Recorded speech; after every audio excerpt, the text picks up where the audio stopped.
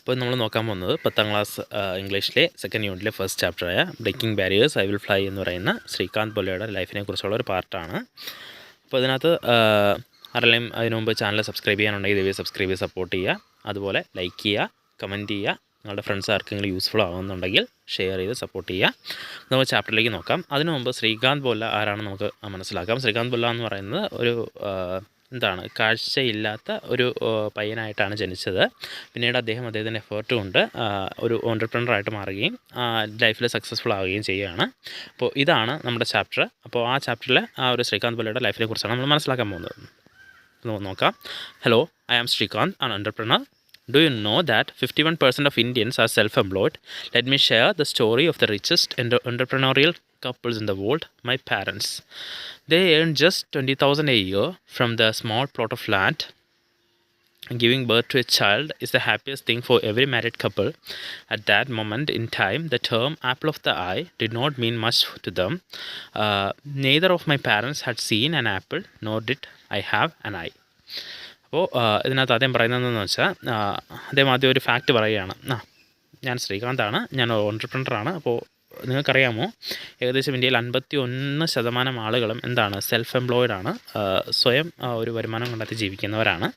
അപ്പോൾ അതിനകത്ത് അദ്ദേഹത്തിൻ്റെ പാരൻസിൻ്റെ കഥ ആദ്യം പറയുകയാണ്. ലൈഫിൽ ജസ്റ്റ് അവരുടെ ഒരു സ്മോൾ പ്ലോട്ട് ഓഫ് ലാൻഡിൽ നിന്ന് 20,000 rupees ഒരു ഇയർ സമ്പാദിച്ച് മാത്രം ജീവിച്ചുകൊണ്ടിരുന്ന ഒരു ഫാമിലി ആയിരുന്നു ഇവരുടേത്. അപ്പോൾ അവിടെയാണ് ശ്രീകാന്ത് അച്ഛനെയും അമ്മയും മകനായിട്ട് ജനിക്കുന്നത്.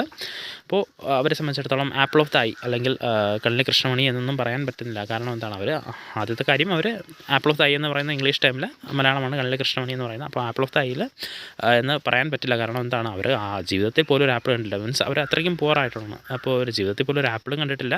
എനിക്കാണെങ്കിൽ ഒരു കാഴ്ചയുമില്ല, കണ്ണുമില്ല, 2 കണ്ണിലും കാഴ്ചയുമില്ല. അതുകൊണ്ട് എന്നെ ആപ്പിൾ ഓഫ് ദ ഐ എന്നൊന്നും വിശേഷിക്കാൻ പറ്റില്ല. പക്ഷേ എൻ്റെ പാരൻസ് എൻ്റെ പാരൻസിന് അത്രയും റിച്ച് അല്ലാത്ത, അദ്ദേഹം പറയുകയാണ്, the story of the richest entrepreneurial couples എന്ന് പറയുന്നത് ജസ്റ്റ് ഒരു മാറ്റി പറയുകയാണ്. അതായത് അത്രയും റിച്ച് അല്ല എന്ന് നമുക്ക് മനസ്സിലാക്കി തരികയാണ്. When I was born without eyes, society saw me as a burden. Some even suggested that I should be smothered. But my parents showered on me immense love and care. They felt they were the richest couple in the world, and I consider myself the luckiest person. അപ്പോൾ ഞാൻ കാഴ്ചയില്ലാതെ, കണ്ണുകളില്ലാതെ ജനിച്ചപ്പോൾ society എന്ത് ചെയ്തു? Society കരുതി എന്നെ ഒരു ബർഡനായിട്ടാണ് അവർ കരുതിയാക്കിയത്. അതായത് ഞാനൊരു ഒരു ബർഡനായിട്ട് അല്ലെങ്കിൽ ഒരു അമിത ഭാരമായിട്ടാണ് സൊസൈറ്റി എന്നെ കണക്കാക്കിയിരുന്നത്. അതുപോലെ തന്നെ അവർ സജസ്റ്റ് ചെയ്തിട്ടുണ്ടായിരുന്നു, പലവട്ടം എന്നെ സ്മോത്ത് ചെയ്ത് കളയാൻ അല്ലെങ്കിൽ എന്നെ നശിപ്പിച്ച് കളയാനൊക്കെ അവർ സജസ്റ്റ് ചെയ്തിട്ടുണ്ടായിരുന്നു. പക്ഷേ എൻ്റെ പാരൻസ് എന്നോട് വലിയ തോതിലുള്ള ലവും കെയറും സ്നേഹവും അതുപോലെ തന്നെ വാത്സല്യമൊക്കെ കാണിച്ചിട്ടുണ്ടായിരുന്നു. അപ്പോൾ എന്നെ സംബന്ധിച്ചോളം ലോകത്തെ ഏറ്റവും റിച്ചസ്റ്റായ കപ്പിളായിരുന്നു. അവർ പാവപ്പെട്ടവരായിരുന്നുവെങ്കിലും എന്നെ സംബന്ധിച്ചിടത്തോളം അവരായിരുന്നു ലോകത്തിലെ ഏറ്റവും പണക്കാരായിട്ടുള്ള, ഏറ്റവും സമ്പന്നരായിട്ടുള്ള കപ്പിൾസ് എന്ന് പറയുന്നത് എന്നെ സംബന്ധിച്ചിടത്തോളം എൻ്റെ അച്ഛനും അമ്മയുമായിരുന്നു. അതുപോലെ തന്നെ ലോകത്തെ ഏറ്റവും കാഴ്ചയില്ലെങ്കിൽ കൂടി ലോകത്തെ ഏറ്റവും ലക്കിയസ്റ്റ് ആയിട്ടുള്ള പേഴ്സണായിട്ട് ഞാൻ കണക്കാക്കിയിരുന്നതും എന്നെയായിരുന്നു. ഏറ്റവും ഭാഗ്യവാനായിട്ട് ഞാൻ കണക്കാക്കിയിരുന്നതും എന്നെയായിരുന്നു. As a child I spend much of my time with my parents in the fields. However, my short legs made it difficult for me to help. My father began to think that perhaps the people who doubted my future might be right. He realized I did not fit into a traditional farming model. Then he decided that education was to be my path. അപ്പോൾ ഒരു കുട്ടിയായിരിക്കുമ്പോൾ തന്നെ ഞാൻ എൻ്റെ അച്ഛനെ സഹായിക്കാനായിട്ട് ഫീൽഡിലേക്ക് പോകും. അപ്പോൾ ഒന്നാമത്തെ കാര്യം ശ്രീകാന്തിന് കാഴ്ചയില്ല. രണ്ടാമത്തെ കാര്യം അദ്ദേഹത്തിന് ഒരു ഷോർട്ട് ലെഗ്സ് ഉള്ളത് കൊണ്ട് തന്നെ അങ്ങനെ സഹായിക്കുക എന്നുള്ളത് വലിയൊരു ഡിഫിക്കൽട്ട് ജോബായിട്ട് മാറി. അപ്പോൾ അദ്ദേഹത്തിൻ്റെ ഫാദർ മനസ്സിലാക്കിയാണ് പീപ്പിൾ അല്ലെങ്കിൽ ജനങ്ങൾ ശ്രീകാന്തിൻ്റെ ഫ്യൂച്ചറിൽ സംശയിച്ചതിൽ കാര്യമുണ്ട്. അതുപോലെ തന്നെ ഈ ട്രഡീഷണൽ ഫാമിംഗ് ഒന്നും ശ്രീകാന്തിനെ കൊണ്ട് പറ്റില്ല. അതുകൊണ്ട് തന്നെ എഡ്യൂക്കേഷൻ ആയിരിക്കും ശ്രീകാന്തിനെ സംബന്ധിച്ചിടത്തോളം ഒരു ബെറ്റർ പാത്ത് എന്ന് അദ്ദേഹത്തിൻ്റെ ഫാദർ റിയലൈസ് ചെയ്യുകയാണ്. Despite the challenges of trekking to a faraway school and being ignored by teachers and classmates, I persevered for 2 years. I sat on the last bench, excluded from activities. I then felt like the poorest child in the world, not on account of lack of money, but because of loneliness and isolation. അപ്പോൾ അദ്ദേഹം ഈ ദൂരദേശത്തേക്കൊക്കെ പോയി പഠിക്കുന്ന അല്ലെങ്കിൽ ഒരുപാട് ദൂരം trekking എന്ന് വെച്ചാൽ കഠിനപാതയിലൂടെ ഒക്കെ പോയി ദൂരെ സ്കൂളിലേക്ക് പോയി പഠിക്കുന്നതും അതുപോലെ തന്നെ അവിടെ ആ ടീച്ചേഴ്സും ക്ലാസ്മേറ്റും ഒക്കെ ആയിട്ട് ഉള്ള ഒരു റിലേഷൻ, അതായത് അവർ ഇദ്ദേഹത്തിനെ ഇഗ്നോർ ചെയ്യുന്നുണ്ട്, ആ ഒരു കാര്യമൊക്കെ ഇദ്ദേഹത്തിനെ ദുഃഖിപ്പിക്കുന്നുണ്ട്. പക്ഷേ എന്ത് ചെയ്യുന്നുണ്ട്, ഇദ്ദേഹം അവിടെ പേഴ്സിവർ ചെയ്യുന്നുണ്ട്, അതായത് ഇദ്ദേഹം അവിടെ കഠിന പ്രയത്നത്തിലൂടെ നിലനിൽക്കാൻ ശ്രമിക്കുന്നുണ്ട്. 2 വർഷത്തോളം ഇദ്ദേഹം ലാസ്റ്റ് ബെഞ്ചിലായിരുന്നു. ബാക്കിയുള്ള ക്ലാസ്സിലെ ആക്ടിവിറ്റീസിൽ നിന്നെല്ലാം മാറി നിന്ന് 2 വർഷത്തോളം ഇദ്ദേഹം ലാസ്റ്റ് ബെഞ്ചിലായിരുന്നു. ആ സമയത്ത് ഇദ്ദേഹത്തിന് ലോകത്തിലെ ഏറ്റവും പാവപ്പെട്ട കുട്ടിയാണ് താനെന്നാണ് അദ്ദേഹത്തിന് ചിന്തിച്ചിരുന്നത്. പൈസയുടെ കാര്യത്തിലല്ല, മറിച്ച് ആ ഒരു ലോൺലെസ്സിലെയും ഐസൊലേഷൻ്റെയും കാര്യം, ആ ഒറ്റപ്പെടലിൻ്റെയും ആ ഒരു മാറ്റി നിർത്തലിൻ്റെയൊക്കെ കാര്യത്തിൽ ലോകത്തെ ഏറ്റവും പാവപ്പെട്ട കുട്ടിയാണ് താനെന്നുള്ള ചിന്തയാണ് അദ്ദേഹത്തിന് ഉണ്ടായത്. Eventually, my parents and relatives decided that I should study in a school with students like me. So I was sent to a special school in Hyderabad. There I excelled, becoming an outstanding student, earning top ranks and representing India in chess and cricket. I had privilege of working with Dr. APJ Abdul Kalam on various projects like the Lead India Youth Transformation Project. അപ്പോൾ gradually എൻ്റെ parents മനസ്സിലാക്കുകയാണ്, parents റിലേറ്റീവ്സൊക്കെ മനസ്സിലാക്കുകയാണ്, എന്നെ ആ ഒരു normal സ്കൂളിൽ ചേർത്താൻ പറ്റില്ല, എന്നെ പോലുള്ള കുട്ടികൾക്ക് വേണ്ടിയിട്ടുള്ള സ്കൂളിൽ അല്ലെങ്കിൽ എന്നെ പോലുള്ള സ്റ്റുഡൻസ് പഠിക്കുന്ന സ്കൂളിൽ എന്നെ ചേർക്കണമെന്ന് മനസ്സിലാക്കുന്നു. സോ എന്നെ ആ ഒരു ഹൈദരാബാദിലുള്ള ഒരു സ്പെഷ്യൽ സ്കൂളിൽ കൊണ്ട് ചേർക്കുകയാണ്. അവിടെ ഞാൻ എന്ത് ചെയ്യുന്നു, അവിടെ ഞാൻ എക്സൽ ചെയ്യുന്നു, ഒരു ഔട്ട്സ്റ്റാൻഡിങ് സ്റ്റുഡൻ്റായിട്ട് മാറുന്നു, ടോപ്പ് റാങ്ക്സ് നേടുന്നു, ഇന്ത്യയെ ചെസ്സിലും ക്രിക്കറ്റിലും ഒക്കെ റെപ്രസെൻ്റ് ചെയ്യുന്നു. പിന്നെ APJ അബ്ദുൽ കലാമിനോടൊപ്പം ഒരുപാട് പ്രോജക്ട്സിൽ വർക്ക് ചെയ്യാൻ പോകുന്നു. Lead India youth transformation project പോലുള്ള പ്രോജക്റ്റുകളിൽ സപ്പോർട്ട് ചെയ്യാൻ നിൽക്കുന്നു. When I completed my 10th grade with over 90% marks, I wanted to study science in AP State Board. However, I was told I could only take arts because I was impaired. I did not consider myself visually impaired but visually challenged. I was not allowed to pursue my passion due to the perceptions of others. Rather than accept this, I decided to sue the government. അപ്പോൾ ഞാൻ 10ാം class പരീക്ഷ പാസ്സായപ്പോൾ എനിക്ക് ഏകദേശം 90% മാർക്കുണ്ട്. അപ്പോൾ എനിക്ക് Andhra Pradesh state ബോർഡിൽ science പഠിക്കണമെന്നായിരുന്നു ആഗ്രഹം. പക്ഷേ ഞാൻ ഇമ്പയർഡ് ആയിരുന്നതുകൊണ്ട് എന്നും പറഞ്ഞ്, അതായത് എനിക്ക് കാഴ്ചയില്ല, കണ്ണുകളില്ല എന്നും പറഞ്ഞ് എന്ത് ചെയ്തില്ല, അവരെന്നെ സയൻസ് എടുക്കാൻ സമ്മതിച്ചില്ല, മറിച്ച് ആർട്സ് എടുക്കാനാണ് പറഞ്ഞത്. അതായത് ആർട്സ് തരാൻ പറ്റുള്ളൂ എന്നുള്ളതാണ് പറഞ്ഞത്. അപ്പോൾ ശ്രീകാന്ത് പറയുന്നുണ്ട്, ഞാൻ എന്നെ വിഷ്വലി ഇമ്പയർഡായിട്ട് അല്ലെങ്കിൽ കാഴ്ച അല്ലെങ്കിൽ കണ്ണില്ലാത്ത ആളായിട്ട് ഞാൻ കരുതിയിട്ടില്ല, പക്ഷേ മറിച്ച് വിഷ്വലി ചലഞ്ച്ഡ് ആയിട്ടുള്ള ആളായിട്ടാണ് കരുതിയത് എന്നാണ് ശ്രീകാന്ത് പറഞ്ഞത്. അതുകൊണ്ട് തന്നെ ഈ ഒരു മറ്റുള്ളവരുടെ ഈ ഒരു പെർസെപ്ഷൻസ് കാരണം അല്ലെങ്കിൽ മറ്റുള്ളവരുടെ ഈ ചിന്തകൾ കാരണം എനിക്ക് എൻ്റെ പാഷൻ ഫോളോ ചെയ്യാൻ പറ്റാത്ത അവസ്ഥയുണ്ടായി. അതുകൊണ്ട് ഇത് അക്സെപ്റ്റ് ചെയ്യുന്നതിന് പകരം ഗവൺമെൻറ്റിനെ സ്യൂ ചെയ്യാൻ, ഗവൺമെൻറ്റിനെതിരെ കേസ് കൊടുക്കാൻ ഞാൻ തീരുമാനിക്കുകയാണ്. After 6 months of legal battle, I received a government order allowing me to study science, but at my own risk. Despite the lack of resources, I worked hard with the help of a mentor. She's recorded my textbook on audio and I scored 98% in my exams. This proves that anyone, regardless of their impairment or challenges, can achieve great things. അപ്പോൾ ഏകദേശം 6 മാസത്തോളം ആ ഒരു നിയമയുദ്ധം കടന്നുപോയി. ഒരു government order അവസാനം എത്തുകയാണ്. എനിക്ക് സയൻസ് സ്റ്റഡി ചെയ്യാൻ പറ്റുന്ന ഒരു ഗവൺമെൻറ് ഓർഡർ അനുവദിച്ചുകൊണ്ട് എനിക്കൊരു ഗവൺമെൻറ് ഓർഡർ കിട്ടുകയാണ്. പക്ഷേ ആ പഠനം എൻ്റെ ഓൺ റിസ്ക്കിലായിരിക്കണം.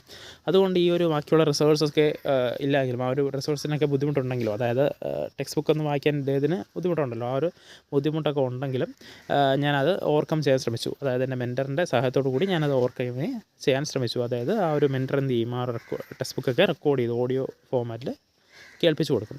അങ്ങനെ ഞാൻ പരീക്ഷയ്ക്ക് ഏകദേശം 98% മാർക്കോടുകൂടി പാസ്സാകുകയാണ്. അപ്പോൾ അത് എനിക്ക് കാണിക്കാൻ പറ്റി, അതായത് എല്ലാവരും പ്രൂവ് ചെയ്യാൻ പറ്റി, നിങ്ങൾക്ക് എന്തെങ്കിലും ഇമ്പയർമെൻറ്റ് ഉണ്ട് എങ്കിലും അല്ലെങ്കിൽ ചലഞ്ചസ് ഉണ്ട് എങ്കിലും നമുക്ക് ഗ്രേറ്റ് തിങ്സ് അച്ചീവ് ചെയ്യാൻ പറ്റുമെന്ന് കാണിക്കാൻ എനിക്ക് പറ്റി. However, my journey didn't end there. When it was time to apply to top engineering schools like IIT, I was told that I couldn't sit for the competitive exams because of my blindness. If IIT didn't want me, I decided I didn't want it either. I applied to top schools in United States and was accepted into MIT, Stanford, Berkeley, Carnegie Mellon. I chose to attend MIT, becoming the first international blind student in its history. അപ്പോൾ എനിക്ക് ആ ഒരു സമയത്ത് അത് കഴിഞ്ഞതിന് ശേഷം എനിക്ക് എൻ്റെ ജേർണി മുന്നോട്ട് കൊണ്ടുപോകണമെന്നുണ്ടായിരുന്നു.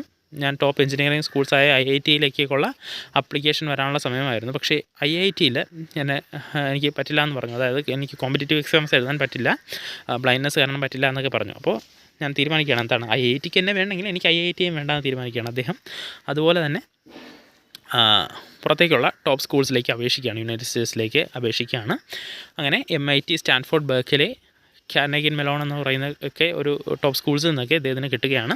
അവസാനം അദ്ദേഹം MIT ചൂസ് ചെയ്യുകയാണ്. ആ ഒരു MIT-യിൽ തന്നെ ഫസ്റ്റ് ഇൻ്റർനാഷണൽ ബ്ലൈൻഡ് സ്റ്റുഡൻറ്റ് എന്ന ഒരു ഹിസ്റ്ററി അദ്ദേഹം മേക്ക് ചെയ്യുകയാണ്, അദ്ദേഹം ക്രിയേറ്റ് ചെയ്യുകയാണ്. While at MIT, I began to think deeply about my future.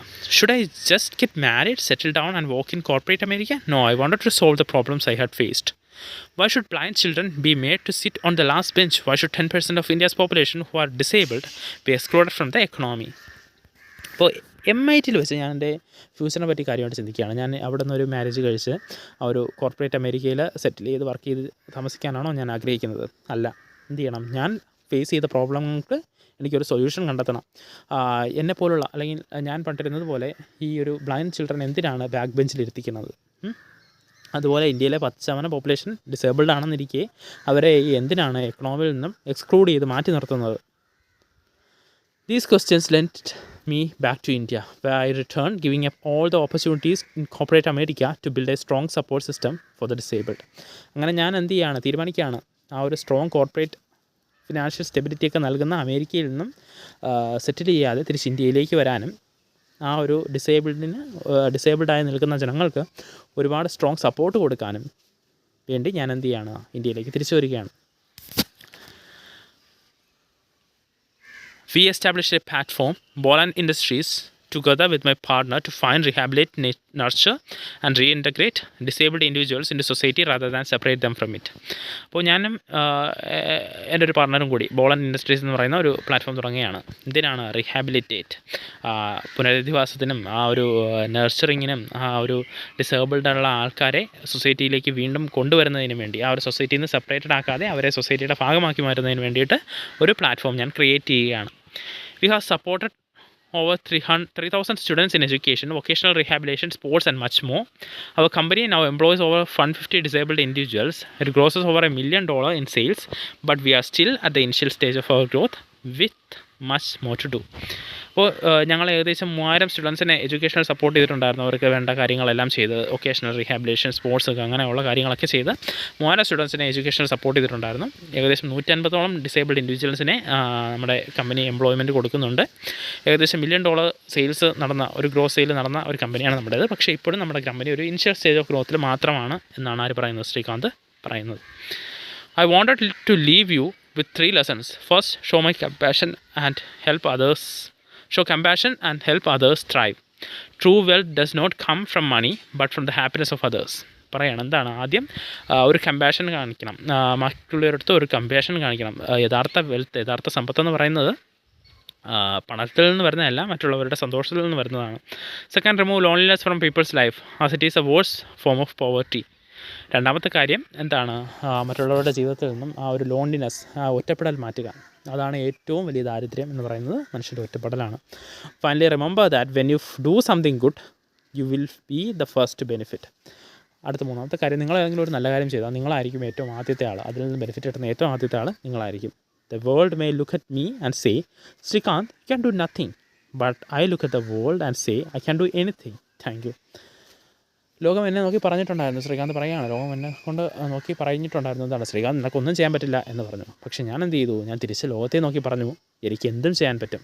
അപ്പോൾ സബ്സ്ക്രൈബ് ചെയ്യാനാണെങ്കിൽ ദയവായി സബ്സ്ക്രൈബ് ചെയ്യുക, ലൈക്ക് ചെയ്യുക, കമൻറ്റ് ചെയ്യുക, ഷെയർ ചെയ്യുക. അപ്പോൾ ഇതാണ് നമ്മുടെ ചാപ്റ്റർ. Thank you.